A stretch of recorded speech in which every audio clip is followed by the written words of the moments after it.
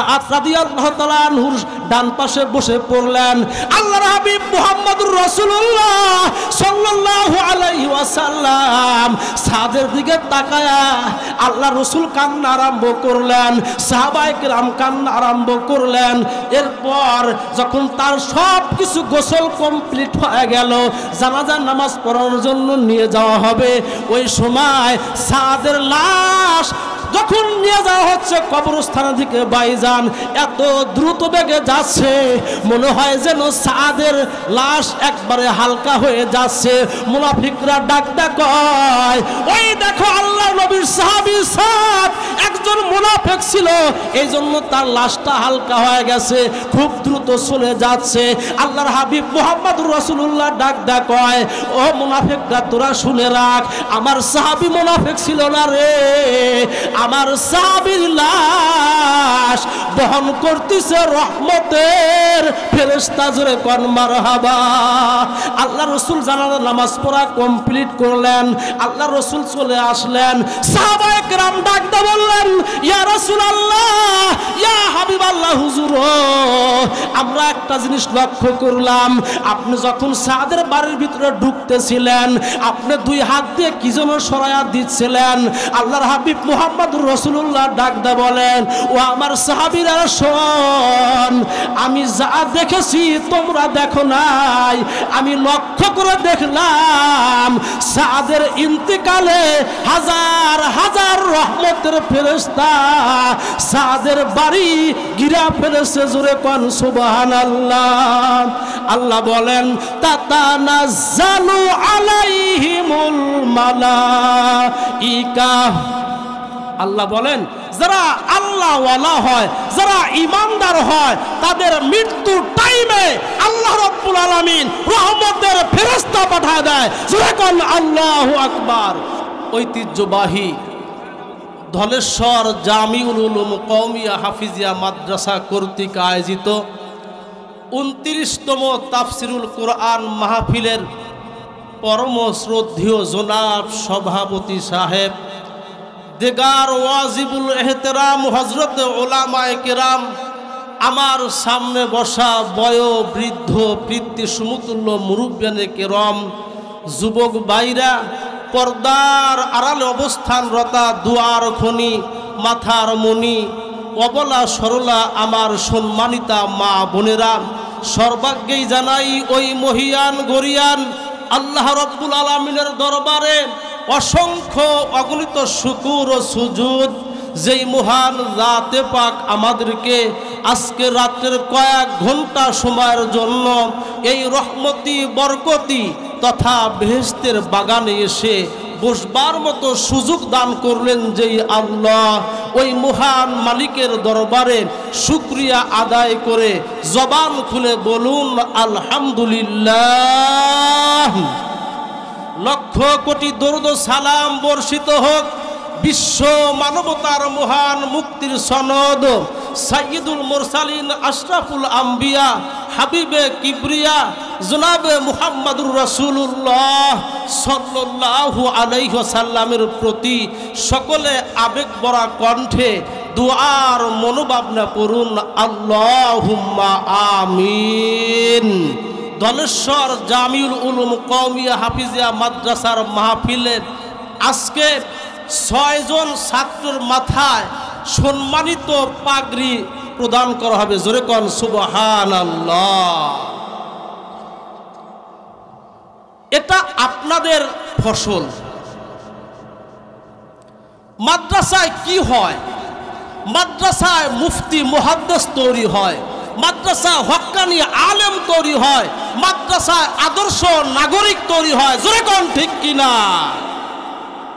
এই জন্য তো আল্লাহ রসুল বলেন, ওয়াকালা রাসূলুল্লাহি মুহাব্বাতান, বলুন সাল্লাল্লাহু আলাইহি ওয়াসাল্লাম, আমার আপনার দয়ার নবী, আমার আপনার মায়ার নবী, বিশ্ব নবী মুহাম্মদুর রাসূলুল্লাহ সাল্লাল্লাহু আলাইহি ওয়াসাল্লাম বলেন, খায়রুকুম মান তাআল্লামাল কুরআন ওয়া আল্লামা।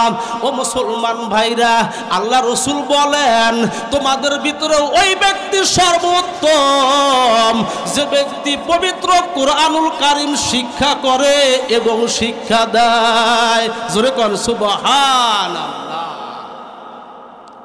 ও মুসলমান ভাইরা, আপনারা প্রশ্ন করতে পারেন, হুজুর আমরা তো কোরআন শিখতে পারি নাই, আমরা আমাদের সন্তানদের তো মাদ্রাসায় ভর্তি করে দিতে পারি নাই, হুজুর আমাদের কি করণীয়, আমাদের কি কর্মসূচি? ও মুসলমান ভাইরা, আমার আপনার দয়ার নবী বিশ্বনেতা মুহাম্মদুর রাসূলুল্লাহ সাল্লাল্লাহু আলাইহি ওয়াসাল্লাম অপর একটা হাদিসে আপনাদের কর্মসূচি দিয়েছে। জোরে কোন সুবহানাল্লাহ, আরো জোরে কোন সুবহানাল্লাহ। আল্লাহ রাসূল বলেন, ওয়া ক্বালা রাসূলুল্লাহি মুহাব্বাতান, বলুন সাল্লাল্লাহু আলাইহি ওয়াসাল্লাম, কুন আলেমান। জোরে কোন আল্লাহু আকবার। আল্লাহ রাসূল বলেন তোমরা আলেম হও। আল্লাহর হাবিব মুহাম্মদুর রাসূলুল্লাহ সাল্লাল্লাহু আলাইহি ওয়াসাল্লাম বলেন, ও আমার উম্মতরা রে, আমি নবী চিরকাল দুনিয়ার বুকে থাকব না। ও আমার সাহাবীরা, আমার এই কথাগুলো তোমরা পরবর্তী উম্মতদেরকে জানা দিও। জোরে কোন মারহাবা। আল্লাহ রাসূল বলেন, وقال رسول الله صلى الله عليه وسلم بلغوا عني ولو آية। আল্লাহ রাসূল বলেন, আমার পক্ষ থেকে যদি একটা বাক্যও হয় তোমরা জানো, তোমরা অপরের নিকটে পৌঁছায় দিও। জোরে কোন সুবহানাল্লাহ।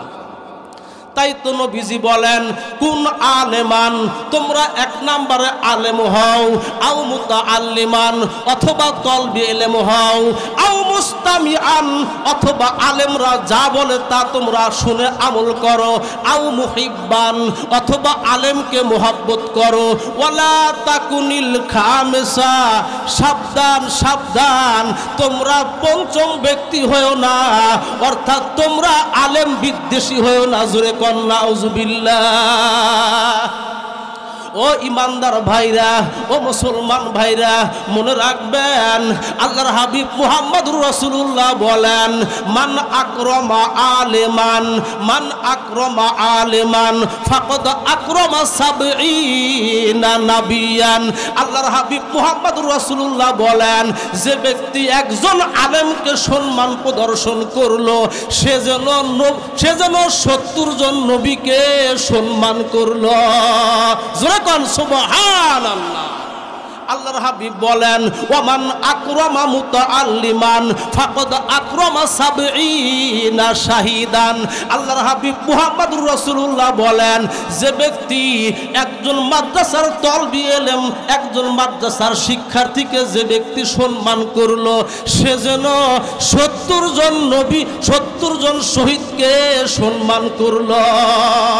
ও মুসলমান ভাইরা, এই যে আমাদের মাদ্রাসার ব্যানারে লেখা আছে, বিদায় ছাত্রদের মাথায় সম্মানিত পাগড়ি প্রদান করা হবে।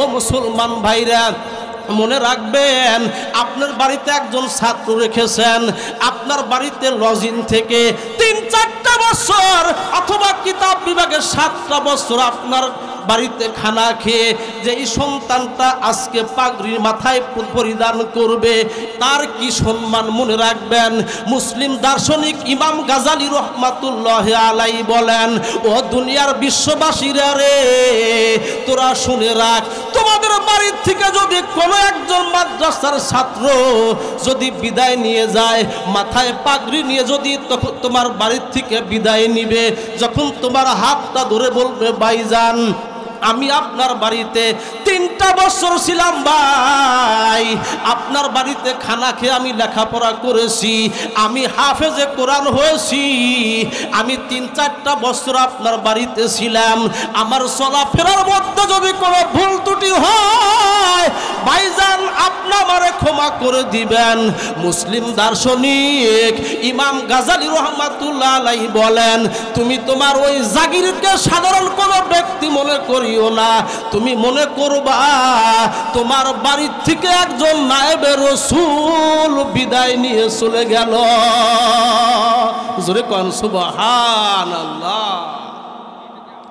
জাগির রাখলে লস হবে না লাভ হবে? কথা বলেন। এই যে সামনে বসা আফসর আলী ভাই, তার বাড়িতে প্রতি বছর প্রতিদিন জাগির 2টা-3টা জাগির। জোরে কোন আল্লাহু আকবার। কি লাভ হবে ভাই? একজন গরিব মানুষ মাদ্রাসার মাহফিলে আসছে। আপনাদের দলেশ্বর জামিউল উলুম কওমিয়া হাফিজিয়া মাদ্রাসায় যেমন আজকে বাৎসরিক তাফসিরুল কোরআন মাহফিল, একজন ভ্যান চালক মাহফিলে আগমন করেছে ভাই। আগমন করার পর যখন ছাত্রদের মাথায় যখন পাগড়ি পরায় দিয়েছে আলেম ওলামা বলেছে, আলেমের পিতামাতা কতই না সৌভাগ্যবান, কাল কঠিন কিয়ামতের ময়দানে তাদেরকে আল্লাহ দান করবেন সম্মান। জোরে কোন মারহাবা। ও মুসলমান ভাইরা, একজন শ্রমিক মানুষ এই কথা যখন শুনেছে, তার ভিতরে এফেক্ট করেছে, আঘাত করেছে। তার একটা মাত্র সন্তান, যেই সন্তানকে কোনো মাদ্রাসায় ভর্তি করে নাই, ওই সন্তানটাকে একটা স্কুলে ভর্তি করে দিয়েছে। একটা স্কুলে ভর্তি করে দেওয়ার পর যখন বাবা এই মাদ্রাসার মাহফিলে আগমন করেছে, আলেম ওলামার মুখে জবান থেকে এই দস্তারবন্দির ফাজাইল শুনে আল্লাহর বান্দা মনে মনে ইচ্ছা করলেন, আল্লাহকে ডাকতে বললেন, আল্লাহ আমার সন্তানকে আমি বেরাক স্কুলে ভর্তি করে দিয়েছি। আল্লাহ আজকে কোরআনের মাহফিল থেকে আমি ওয়াদাবদ্ধ হইলাম, আমি আমার সন্তানকে আজকে থেকে আর ওই বেরাক স্কুলে পড়াইব না। আগামীকাল আমার সন্তানকে মাদ্রাসায় ভর্তি করে দিব। জোরে কোন সুবহানাল্লাহ।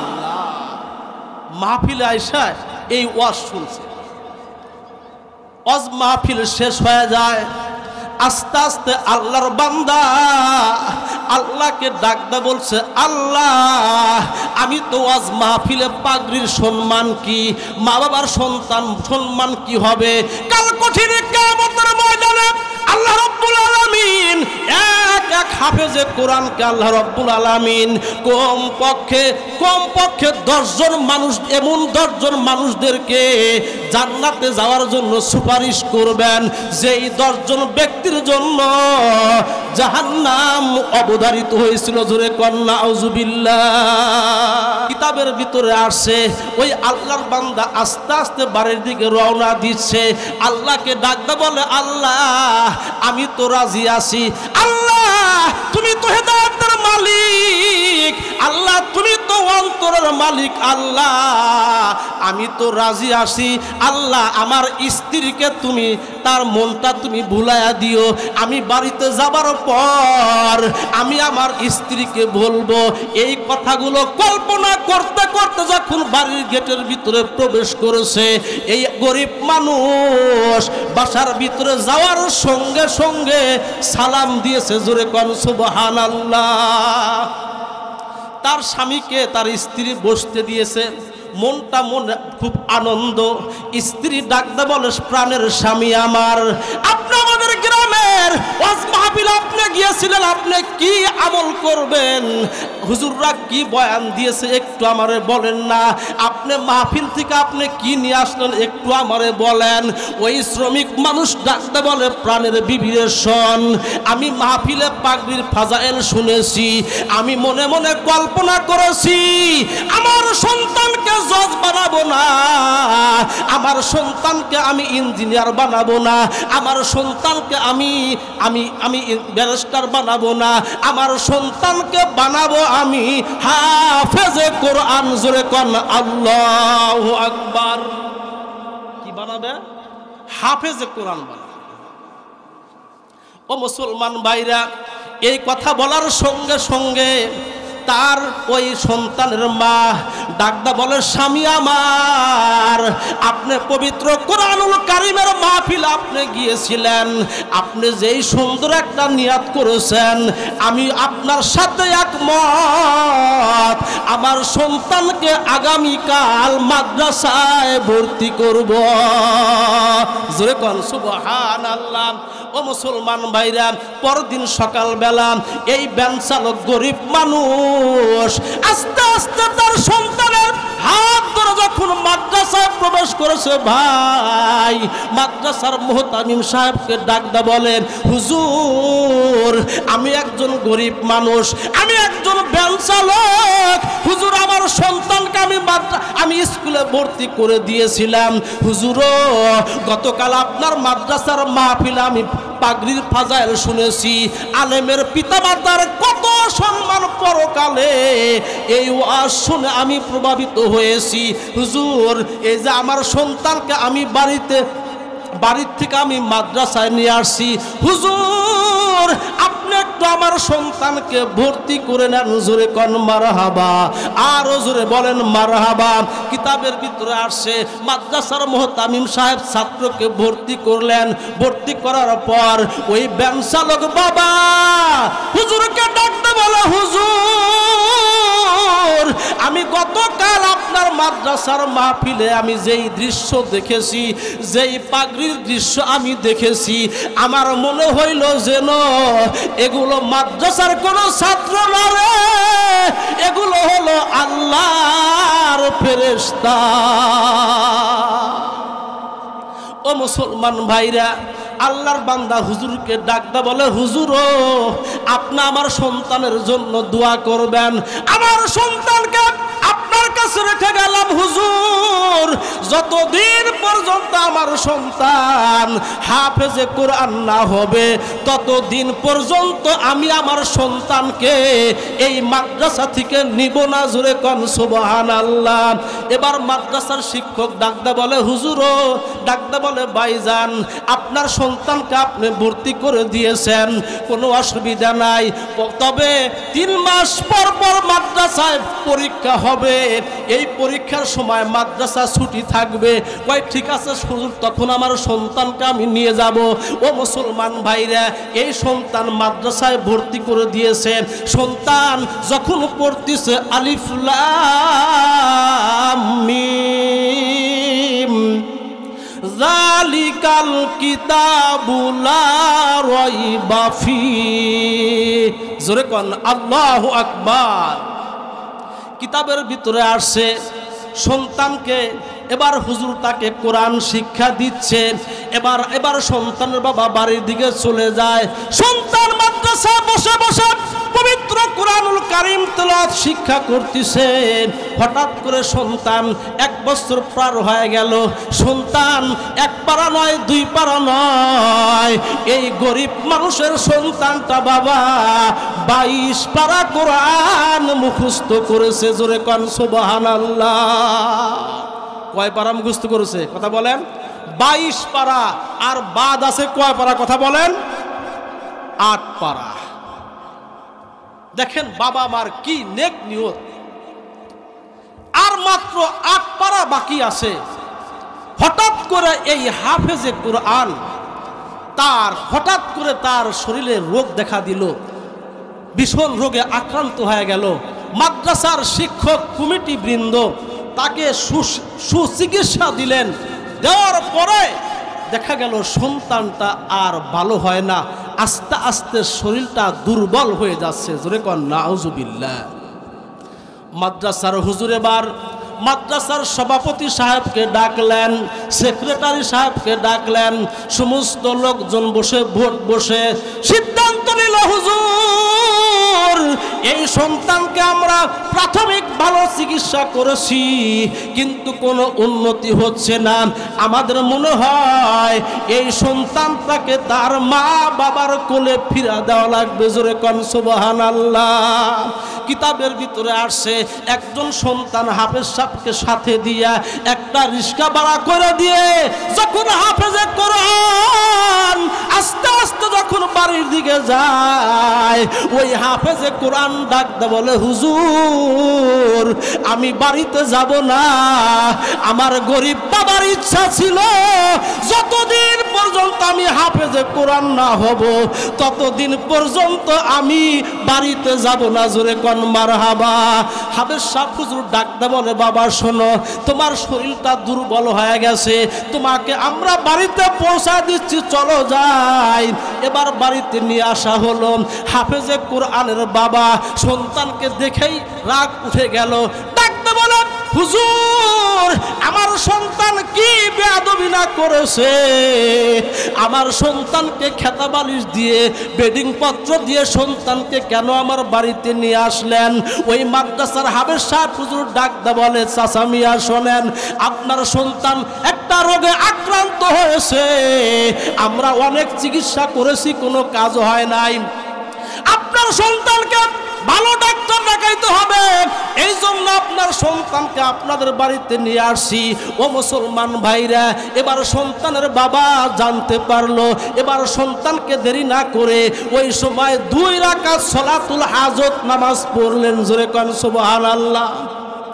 2 রাকাত নামাজ পড়ে আল্লাহকে ডাকতে বলেন রব্বুল আলামিন মাওলা, আমি তোমার কাছে আমি মান্নত করেছিলাম, আমি তোমার কাছে শপথ করেছিলাম যতদিন পর্যন্ত আমার সন্তান হাফেজে কোরআন না হবে ততদিন পর্যন্ত আমার সন্তানকে আমি বাড়িতে আনবো না। আল্লাহ আমার সন্তানকে তুমি রোগ দিয়েছো, আল্লাহ রোগ দেবার মালিক তুমি আল্লাহ। আল্লাহ আমি বাবা হয়ে আমি আমার হাফেজে কোরআন সন্তানের জন্য আমি দোয়া করি, আল্লাহ আমার সন্তানের রোগ তুমি মুক্ত করে দিও। জোরে কোন আল্লাহু আকবার। ও মুসলমান ভাইরা, কিতাবের ভিতরে আসছে এবার হাফেজে কোরআনকে নিয়ে যখন একটা মেডিকেল কলেজে নিয়ে যাওয়া হলো, রিপোর্ট বের করা হলো, রিপোর্ট দেখার পর ওই মেডিকেল অফিসার একজন বড় একজন ডাক্তার দেখে ওই আপনার ওই এক্সরে কাগজ দেখে তার বাবাকে ডাকতে বলে ভাইজান শোনেন, আপনি হলেন এই হাফেজে কোরআনের বাবা? কয় হ্যাঁ। আমার সন্তানের কি রিপোর্ট একটু আপনি বলে দেন। এবার ওই মেডিকেল কলেজের প্রফেসর ডাকতে বলে ভাইজান আপনার সন্তানের একটা কিডনি নষ্ট হয়ে গেছে। জোরে কন্যা আউযুবিল্লাহ। কয় কি করব একটু বলে দেন। ডাক্তার বলে আর দেরি করা যাবে না, যত দ্রুত সম্ভব আপনার সন্তানকে অপারেশন করতে হবে। জোরে কন্যা আউযুবিল্লাহ। ও মুসলমান ভাইরা, কিতাবের ভিতরে লেখে হাফেজে কোরআনের বাবা ডাকতে বলে স্যার কত হাজার টাকা লাগবে? আমি একজন গরিব বাবা, আমার সন্তানকে আমি বড় আশা করে আমি মাদ্রাসায় ভর্তি করে দিয়েছি, আমি হাফেজে কোরআনের বাবা হব, কাল কঠিন কিয়ামতের ময়দানে আল্লাহ প্রদত্ত পাগড়ি আমার মাথায় উঠবে। জোরে কোন মারহাবা।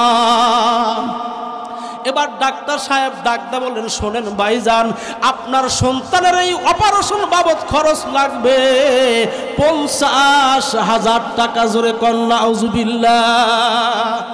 কত লাগবে? 50,000 টাকা লাগবে। তখন চিন্তা করলো 50,000 টাকা কিভাবে আমি সংগ্রহ করব?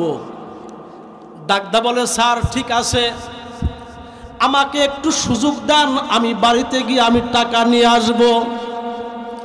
এবার বাবা দৌড়া দৌড়া যখন বাড়ির দিকে আস্তে আস্তে যখন গাড়িতে উঠে যখন বাড়ির দিকে যাচ্ছে, বাড়ির গেটে যখন চলে যায় তার মা ওই হাফেজে কোরআনের মা, জনম দুঃখিনী মা, তার স্বামীকে ডাকতে বলে স্বামী আমার সন্তানের রিপোর্ট কি একটু আপনি বলেন, আমি আজ সারাদিন কোনো কিছু খাই নাই। এবার বাবা ডাকতে বলে শোন, তোমার সন্তানের এমন একটা ব্যাধি হয়েছে, তোমার সন্তানকে অপারেশন না করলে তোমার সন্তান ভালো হবে না। কয় ঠিক আছে অপারেশন করব, একটু দেরি করব না, কবে টাকা লাগবে কয় হাজার। কিতাবের ভিতরে আসছে বলে আপনার টাকা লাগবে 50,000। জনম দুঃখিনী মা তার স্বামীকে ডাকতে বলে স্বামী আমার 50,000 টাকা আপনি কই পাবেন। এবার ওই হাফেজে কোরআনের বাবা চিন্তা করে গেল, ওই সময় জনম দুঃখিনী মা তার স্বামীকে ডাকতে বলে স্বামী আমার এই যে আমাদের বাড়ির ভিটাটা মাত্র 5 শতক জায়গা, আমরা প্রয়োজনে বাড়ির ভিটা আমরা বিক্রি করব, তবু আমাদের হাফেজে কোরআনের আমরা হাফেজ সন্তানকে আমরা চিকিৎসা দিব। জোরে কোন সুবহানাল্লাহ। ও মুসলমান ভাইরা, বাড়ি বিক্রি করা হলো, টাকা নিয়ে এবার মেডিকেল কলেজে যাওয়া হলো। এবার বাবার কাছ থেকে বোন সই নিচ্ছে, সিগনেচার নেওয়া হচ্ছে, আপনি একটু সিগনেচার দেন। হাফেজে কোরআনের বাবা কান্নারত কণ্ঠে ডাক্তারকে ডাকতে বলে ডাক্তার সাহেব আপনি কি জন্য সিগনেচার নিচ্ছেন একটু দয়া করে বলে দেন। ডাক্তার ডাকতে বলে শোনেন আপনার সন্তানের এই জন্য বোন সই নিচ্ছি, কত সন্তান কত মানুষ অপারেশন থিয়েটারে গিয়ে মারা যায়, যদি আল্লাহ না করুক আপনার সন্তান যদি মারা যায় আমাদের কোনো দায়ী করতে পারবেন না, এই জন্য একটা সিগনেচার দেওয়া লাগে। হাফেজে কোরআনের বাবা 2 চোখ দিয়ে পানি ঝরঝর করে ছেড়ে দিচ্ছে, আর ওই সিগনেচার করছে, মনে মনে আল্লাহকে ডাকতে বলছে আল্লাহ আমার সন্তানের হায়াতকে তুমি বাড়াইয়া দিও। জোরে কোন সুবহানাল্লাহ। ও মুসলমান ভাইরা, হাফেজে কোরআনকে এবার কি করা হলো, অপারেশন থিয়েটারে যখন প্রবেশ করানো হলো, ভাই কিতাবের ভিতরে লেখক লেখেন অপারেশনের কাজ কমপ্লিট হয়ে গেল, কিন্তু এত হতভাগা বাবা ওই অপারেশন থিয়েটারের সামনে দাঁড়ায় আছে, দেখি আমার সন্তানের জ্ঞান ফেরে কিনা। কিতাবের ভিতরে আসছে ডাক্তার যখন অপারেশন করেছে যথা টাইমে আর সন্তানের জ্ঞান ফেরে না। সন্তান তার বাবাকে ডাকতে বলে ভাইজান অত্যন্ত দুঃখের সংবাদ, আপনার সন্তান হাফেজে কোরআন আর দুনিয়াতে নাই। জোরে কোন নাউজুবিল্লাহ। ও মুসলমান ভাইরে, হাফেজে কোরআনের বাবা চিৎকার মেরে আল্লাহকে ডাকতে বলল আল্লাহ আমার মনে বড় কত আশা ছিল আমি হাফেজে কোরআনের বাবা হব, আল্লাহ আমার সন্তানকে তুমি দুনিয়ার থেকে বিদায় করে দিলা, আল্লাহ আমি তবুও তোমার উপর আমি বেজার না, তবে আমি তোমার কাছে দরখাস্ত করি মাওলা কাল কঠিন কিয়ামতের ময়দানে যখন হাফেজদের মাথায় যখন পাগড়ি পরিধান করা হবে ওই সময় যেন আমরা স্বামী স্ত্রী আল্লাহ তোমার পক্ষ থেকে যেন সম্মান প্রদর্শন পাই। জোরে কোন সুবহানাল্লাহ।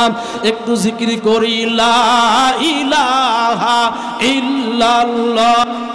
একটা হাফেজে কোরআন যদি আপনার বাড়ির থেকে বিদায় নিয়ে চলে যায়, হাফেজে কোরআন হতে পারে, একজন আলেম হতে পারে, তাহলে পরকালে আপনার কি ব্যবস্থা হবে, আল্লাহ আপনাকে কি সম্মান দান করবেন, এর ফাজাইল আমি আপনাদের সামনে তুলে ধরলাম। আমি আপনাদের সামনে মানব জাতির মহা সংবিধান পবিত্র কোরআনুল কারিমের সূরা মায়দা থেকে একটি আয়াতে কারিমা তেলাওয়াত করেছি। সকলে আমার সাথে সাথে পড়ুন আউযু বিল্লাহি মিনাশ শাইতানির রাজিম বিসমিল্লাহির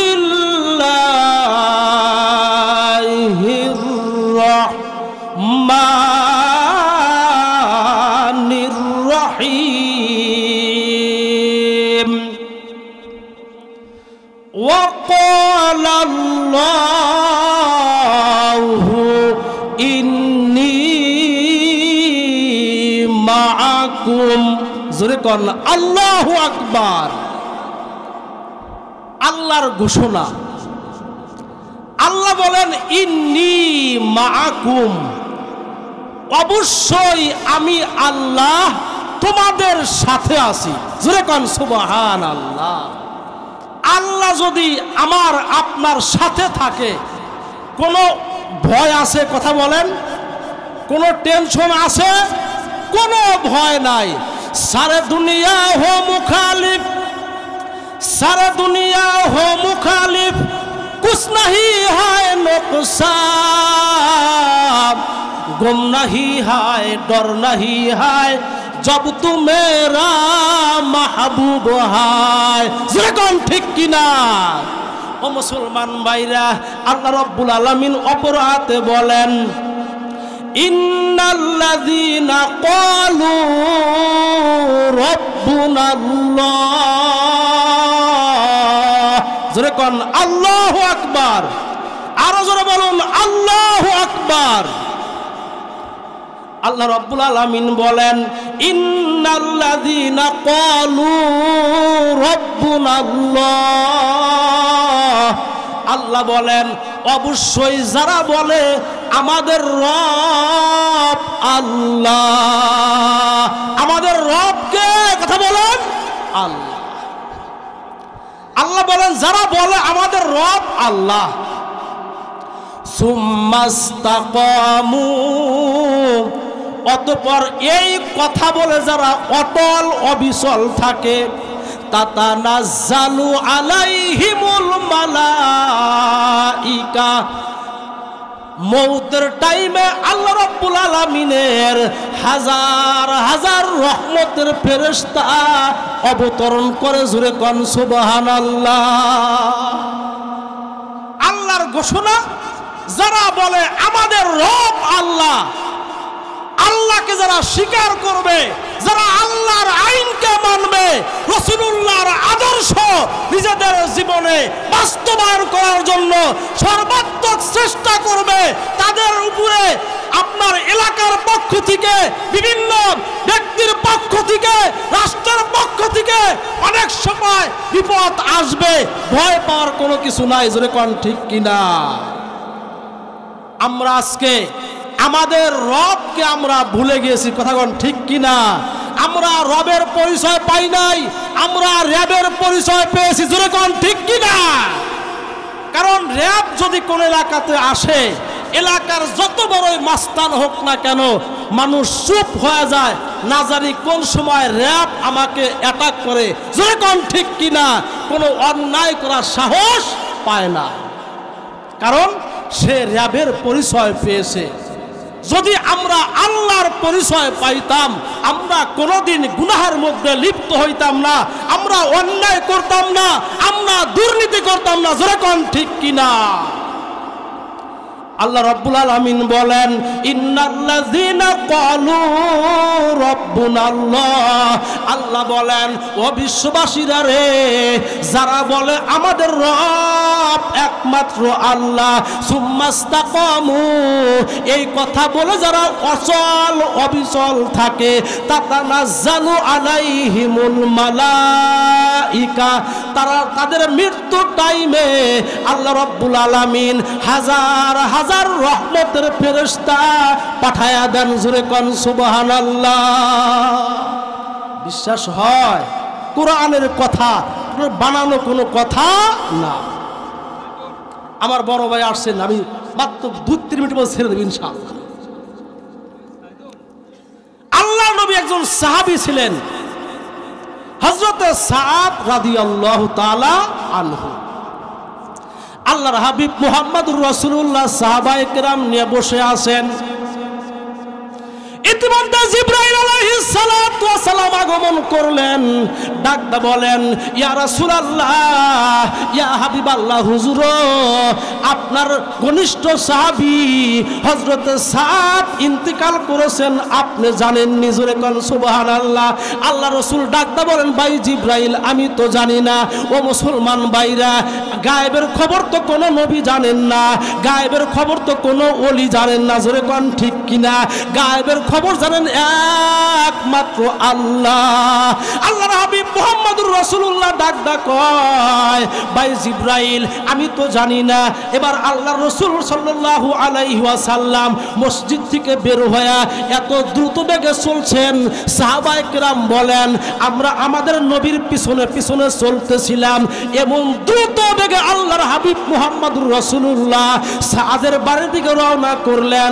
আপনার নবীর সাথে আমরা হেঁটে কুলাইতে পারি নাই। অনেক সময় দেখা গেল আমাদের পায়ের জুতার স্যান্ডেল অনেকের ছিঁড়ে গেল। আল্লাহর হাবিব মুহাম্মদুর রাসূলুল্লাহ সাল্লাল্লাহু আলাইহি ওয়াসাল্লাম দৌড়ায়া দৌড়ায়া সাদের বাড়িতে যখন ঢুকলেন, আল্লাহর হাবিব দুই হাত দিয়ে এমন করে ইশারা করে সামনের দিকে দুই হাত দিয়ে ইশারা করতেছেন, মনে হয় যেন মানুষদেরকে তাড়া দিচ্ছেন। সাদ রাদিয়াল্লাহু তাআলা আনহুর বাড়িতে যখন তার ঘরে ঢুকে পড়লেন, ওই সময় আল্লাহর হাবিব মুহাম্মদুর রাসূলুল্লাহ সাল্লাল্লাহু আলাইহি ওয়াসাল্লাম সাদ রাদিয়াল্লাহু তাআলা আনহুর ডান পাশে বসে পড়লেন। আল্লাহর হাবিব মুহাম্মদুর রাসূলুল্লাহ সাল্লাল্লাহু আলাইহি ওয়াসাল্লাম সাদের দিকে তাকায়া আল্লাহর রাসূল কান্না আরম্ভ করলেন, সাহাবায়ে কেরাম কান্না আরম্ভ করলেন। এরপর যখন তার সব কিছু গোসল কমপ্লিট হয়ে গেল, জানাজার নামাজ পড়ানোর জন্য নিয়ে যাওয়া হবে, ওই সময় সাদের লাশ যখন নিয়ে যাওয়া হচ্ছে কবরস্থানের দিকে, ভাইজান এত দ্রুত বেগে যাচ্ছে, মনে হয় যেন সাদের লাশ একবারে হালকা হয়ে যাচ্ছে।